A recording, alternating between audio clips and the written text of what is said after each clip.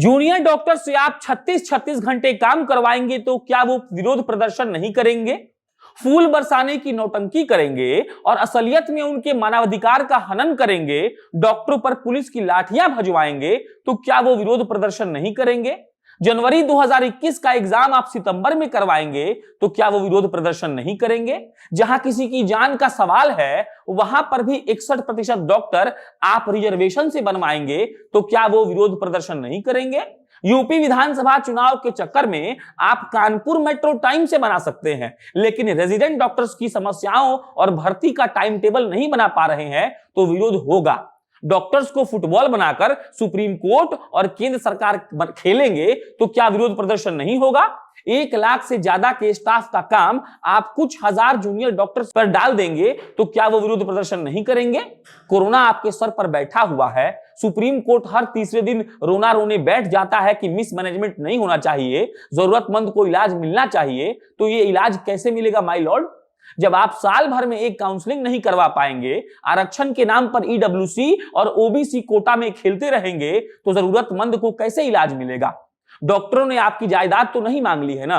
प्रदर्शन कर रहे डॉक्टरों का यही तो कहना है कि ओमिक्रॉन को देखते हुए सरकार को काउंसलिंग को लेकर तत्काल फैसला लेना चाहिए। इस मामले की सुनवाई सुप्रीम कोर्ट में फास्ट ट्रैक कोर्ट के जरिए होनी चाहिए। ओमिक्रॉन संकट को देखते हुए फैसला जरूरी है जिससे मौजूदा डॉक्टर पर बोझ कम होगा। इसमें ऐसी कौन सी बात वो बोल रहे हैं कि आपको बैठकों के दौर चलाने का मौका मिल रहा है या कोर्ट में चाय बिस्कुट कम मिल रहा है जो बैठकों में जाकर आप लोग काट रहे हैं? मतलब आपकी प्रायोरिटी क्या है समझ में नहीं आ रहा है। ना आप उन लाइफलाइन जूनियर डॉक्टर्स का सोच पा रहे हैं, ना आप सोच पा रहे हैं उन मरीजों के बारे में जिनको स्टाफ की कमी और अब इस प्रदर्शन के कारण दर्द सहने से लेकर जान तक देनी पड़ रही है।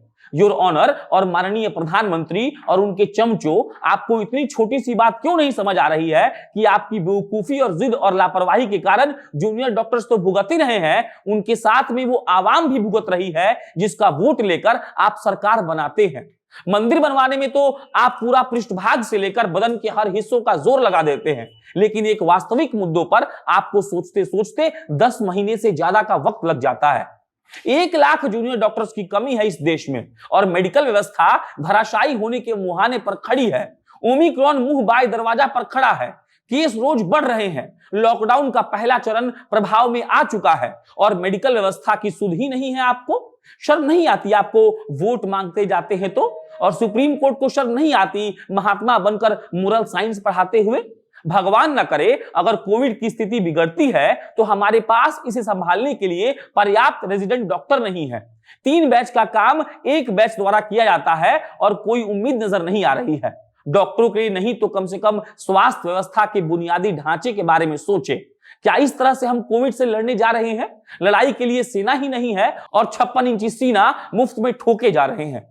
कोरोना से पूरे देश को बचाने के लिए अपनी जान लगा देने वाले डॉक्टर्स को सरकार, कोर्ट और दिल्ली पुलिस इसलिए पीट पीट कर मार देना चाहती है क्योंकि वो अपनी समस्या बताने और समाधान मांगने के लोकतांत्रिक तरीके का उपयोग कर रहे थे और बहाना दे रहे हैं। ये सब सत्ताधीश डीडीएमए एक्ट लगा है, कोविड प्रोटोकॉल टूट रहा है। अरे सत्ता के परमानेंट तलवा चटोरो, इनकी राजनीतिक रैलियों में डीडीएमए एक्ट लगाकर देखो, वर्दी के साथ कानून भी बदल जाएगा। और ये सिर्फ दिल्ली में नहीं है, मध्य प्रदेश, बिहार समेत देश के अलग अलग हिस्सों में डॉक्टर्स अपनी वाजिब मांगों को लेकर प्रदर्शन कर रहे हैं। सैकड़ों करोड़ भ्रष्टाचारी मंत्रियों और नेताओं की खिदमत में खर्च कर देने वाली सरकारें बिहार और मध्य प्रदेश के डॉक्टर्स के स्टाइपेंड में कुछ हजार की बढ़ोतरी नहीं कर सकती है।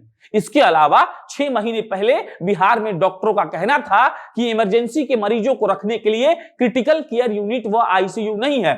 जब से डीएमसीएच के पुराने सर्जिकल भवन से क्रिटिकल यूनिट व आईसीयू खाली किया गया, उसके बाद मात्र 4 बेड का क्रिटिकल यूनिट और 4 बेड का आईसीयू बना दिया गया है।